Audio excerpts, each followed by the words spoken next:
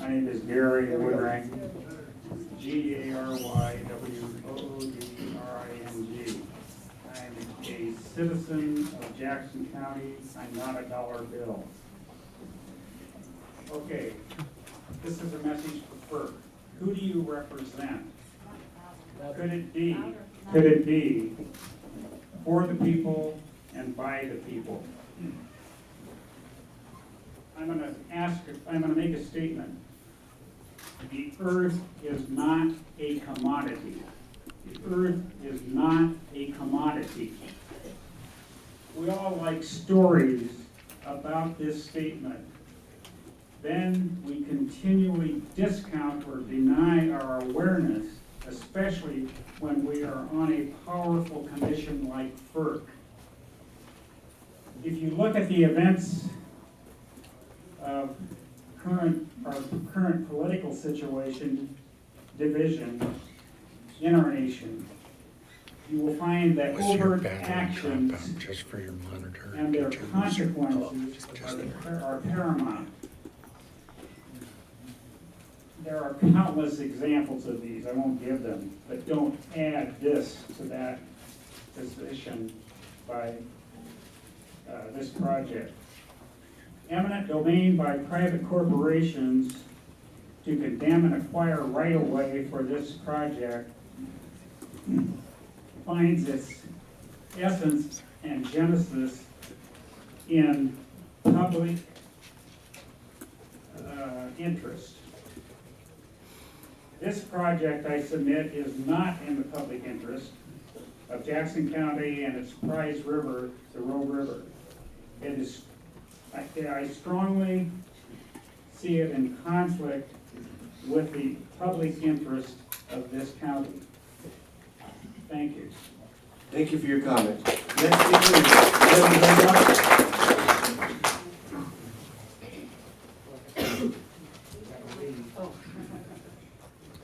Hi, I'm Debra Herzog, D-E-B-R-A-H-E-R-Z-O-G.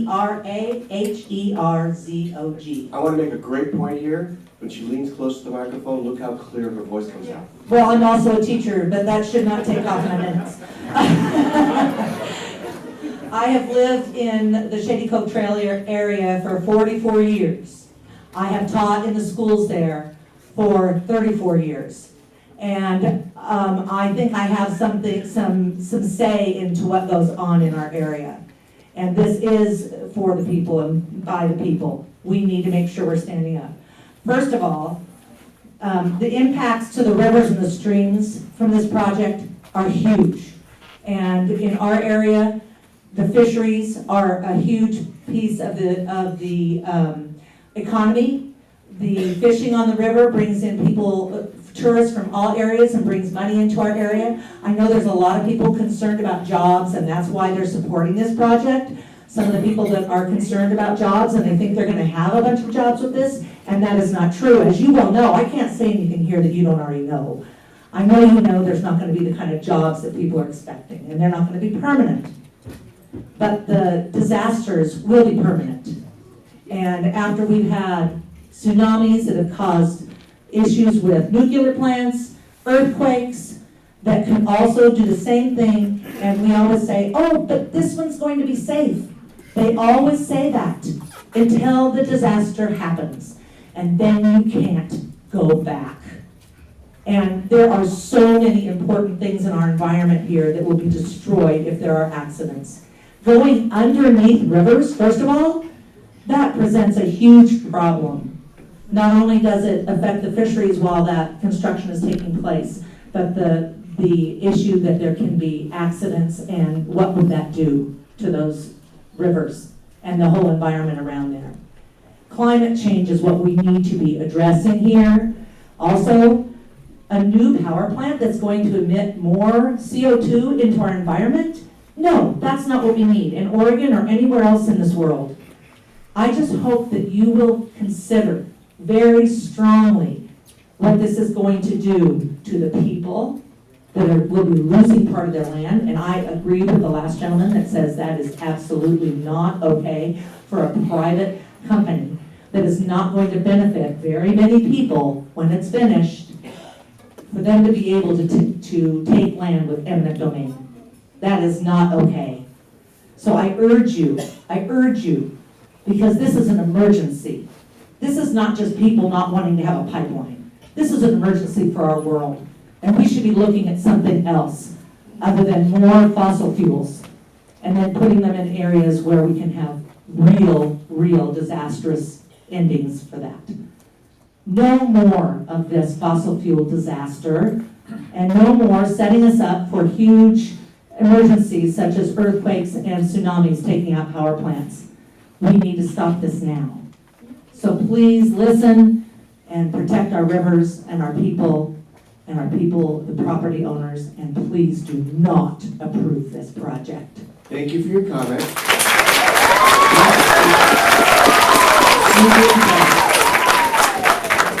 If I mispronounce your name, please correct me. I'll correct it for the record. My name is Susan Dellis. This is to the FERC staff, commissioners, and other interested parties. My name is Susan Dellis. I live in the Evans Creek watershed on Sykes Creek Road, Range 4 West Township 34 South, Section 26, in the Butte Falls BLM resource area. I've spent 30 years commenting on various BLM projects through the NEPA process. I'm extremely concerned and appalled about the Jordan Cove pipeline, which will go through our Butte Falls resource area. Even though I don't personally live that close, I'm about 20-30 miles away, I believe the character and quality of life, our entire resource area and that of the Rogue Valley will be negatively changed by this intrusion. This pipeline will cross 379 bodies of water, including 5 major rivers.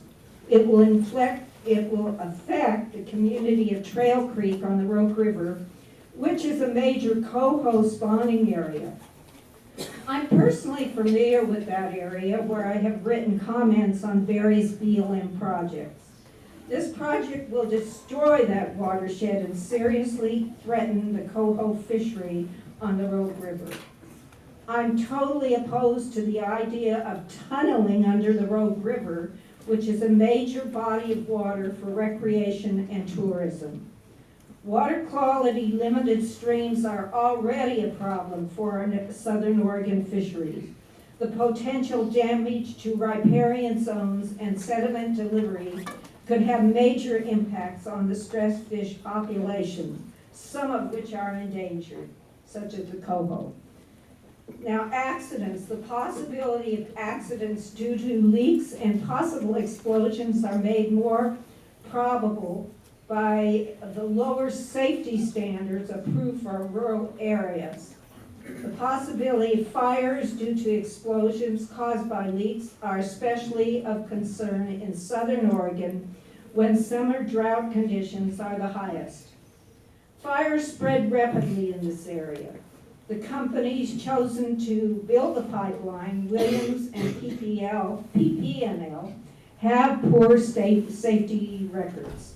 PPNL is still fighting lawsuits from the city of San Bruno over the destructions of houses and properties caused by a gas leak a number of years ago. Private property. Most private landowners that are impacted by this project are opposed to it. As a landowner, I can empathize with these people.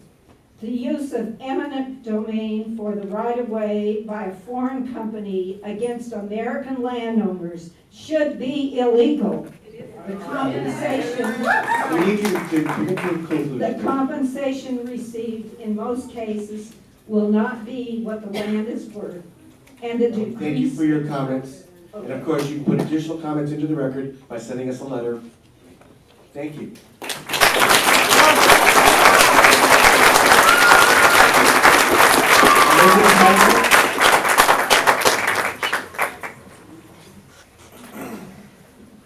My name is Elizabeth Hallett, Elizabeth, Hallett. I live in Ashland, 938 Mountain Meadows Circle. I speak on behalf of those who, without a voice, the children unborn or too young to understand, our children and grandchildren, and in my case, great-grandchildren.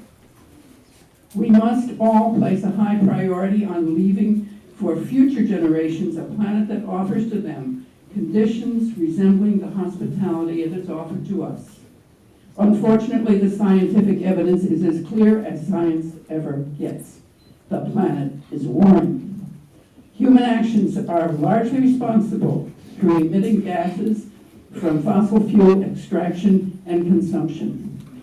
And, fellow citizens, we are subsidizing these fossil fuel people to the tune of $5 billion every year. Look it up on the internet. The projections are equally clear. Without our concerted and urgent action, within a few decades, the current trajectory of greenhouse gas emissions will cause the planet to cross a critical tipping point of warming.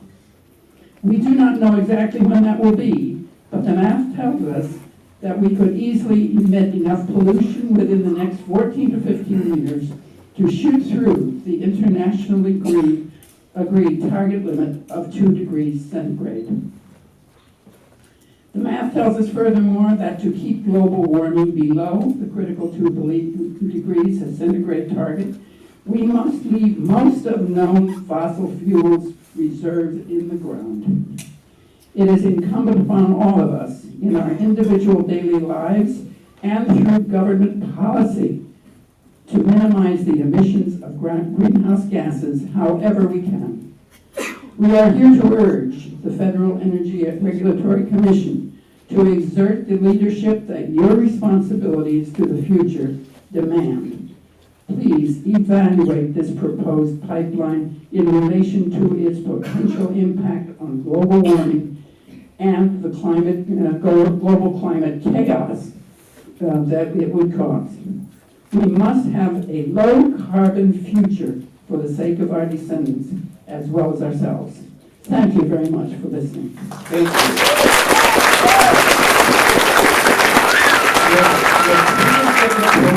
We're going to see something like this at the podium. Do you see it? Yes. Okay. Don't cover it with a piece of paper. That's the microphone for the court reporter. All right. Thank you. So this should be Louise.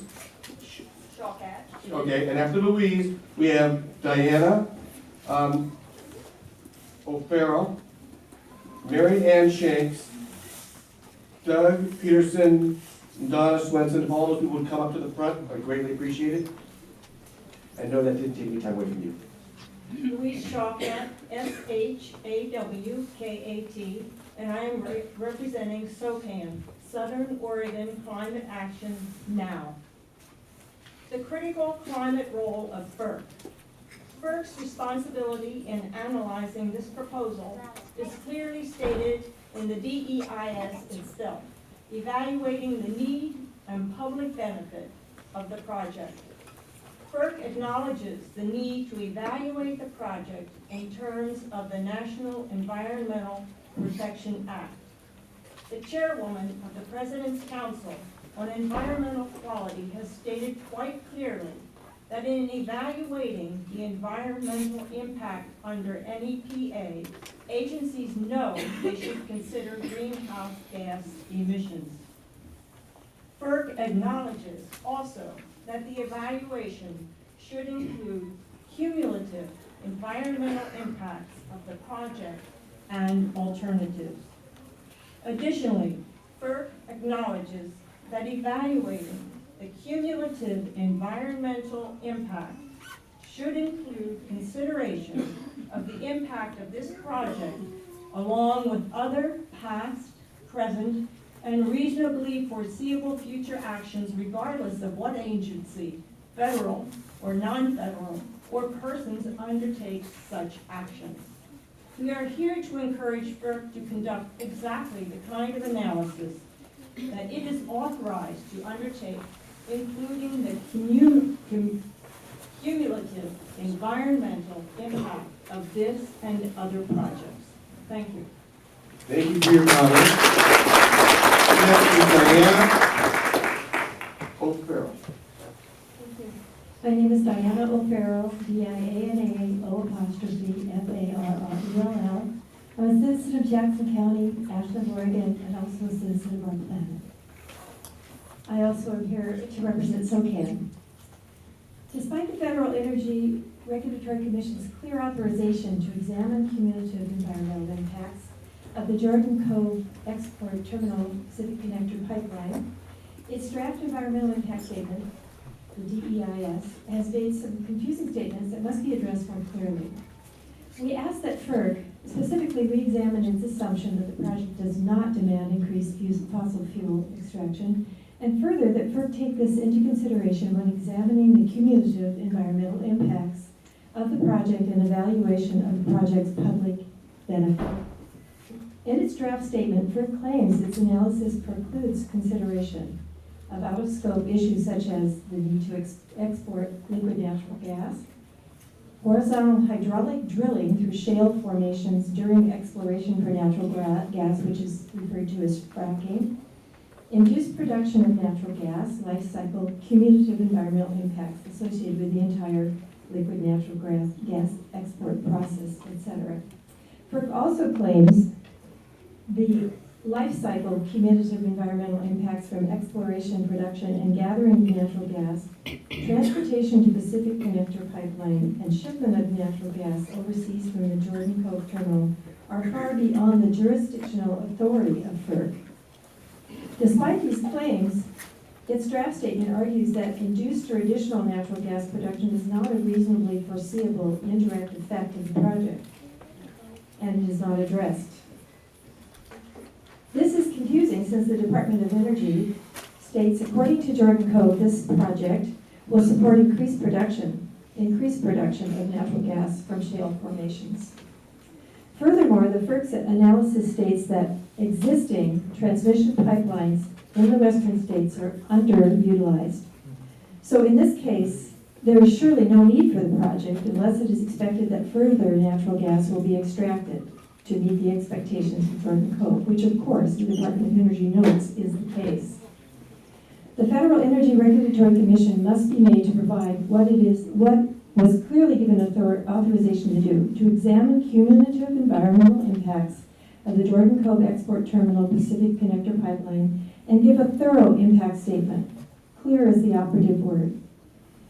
Without it, no intelligent conversation can be had about the project, which should lead to the best decisions about our present and future environmental and economic concerns that will impact us for decades to come.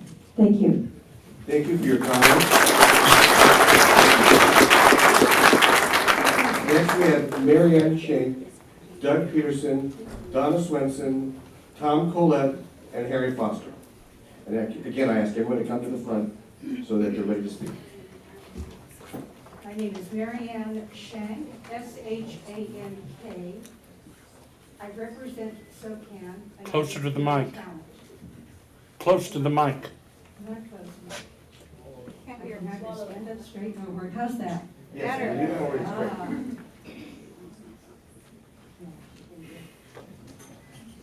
Why, I asked. Why are we even debating this? What possible benefit does it provide to our environment, our forests, our wildlife, or even to ourselves? The answer is simple. None. None whatsoever. Consider the environment. A lot is being said tonight about the pipeline's present and future effect on our environment, and all of it is valid. This project would be devastating to the environment. Consider the impact on wildlife alone. FERC acknowledges that the project, quote, would result in impacts to 62 species on 386 known sites across the BLM and forest lands in Coos, Douglas, Jackson, and Klamath counties. The project would negatively impact 11 threatened, endangered, or other status species. Briefly put, we'd be killing them. The land management plans were carefully designed over many years to protect forest health and wildlife. Now we have a project in front of us that does nothing but kill that wildlife. And we are asked to breach the land management plan. Why, I ask? Consider too the old growth forest. It cannot be replaced at any cost. Yet 10% of the length of this project passes through late successional reserve forest. It is hard to explain the mystery, the magic of the old growth forest until you have walked through it, like on the Oregon Women's Land Trust land. It's not just another forest. There are no other forests on earth like these forests. Each old growth forest is a compact ecological system unto itself, each a unique home to beautiful, rare creatures. Go, spend a day out there. Then tell me that we should allow 100-yard wide clear cutting across thousands of acres, polluting streams and creeks, killing the fish in those streams, desecrating an ancient ecosystem, and endangering wildlife that has been placed in our care. And the devastation is not just for today, it is forever. Any oil spill, any, will create environmental havoc that we will never recover from. And there will be oil spills. Have you wondered why California and Washington are not fighting this battle? They're too smart. They won't allow it in. So the oil companies came to Oregon, hoping that we are perhaps dumb enough to let them in. Well, we're not. Let's stop it here.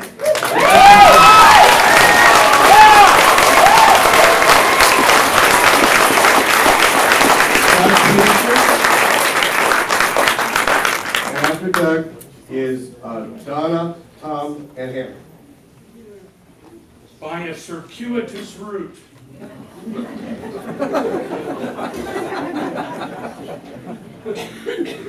As a part of Southern Oregon Climate Action Now. Microphone. Oh, here, I should know better, shouldn't I? Identify yourself. All right, my name is Douglas Peterson, Douglas Peterson. As a part of Southern Oregon Climate Action Now's joint statement, this is a cost-benefit analysis and concluding remarks of our five-part joint statement of today. It is clear that it is within FERC's purview and discretion to include the impacts of natural gas fracking and potential greenhouse gas emissions related to this project as part of the analysis of the ecological impacts of the project.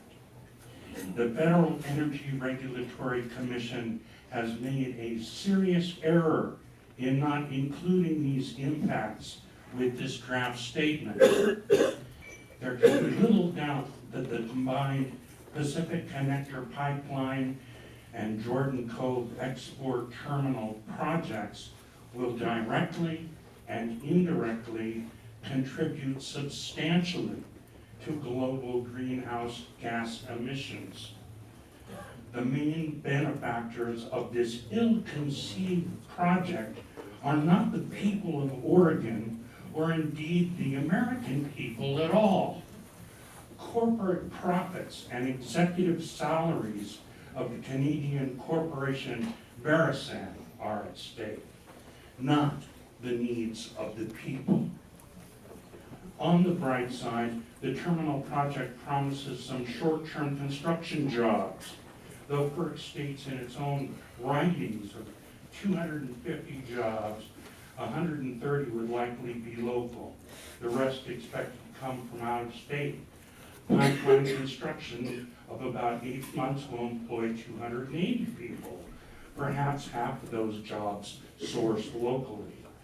When completed, the terminal will provide only 145 permanent jobs, of which 45 are likely to be imported labor. This is leaves a net of 100 additional Oregon jobs. When completed, the pipeline itself will only have a permanent staff of five long-term jobs as net benefit to our communities in Oregon. Jordan Cove will be one of the largest greenhouse gas emitting projects in Oregon, probably soon to be the largest, one of the largest in the world. Members of the committee, attending Oregon agency representatives, fellow citizens, please ask yourself, what will we say to our grandchildren when they ask you what you did to slow the rate of global warming impacts? We urge FERC commissioners to reconsider the true cost of I this need you to wrap it up now. and take into consideration its impact on our children and grandchildren. Thank you for your comments.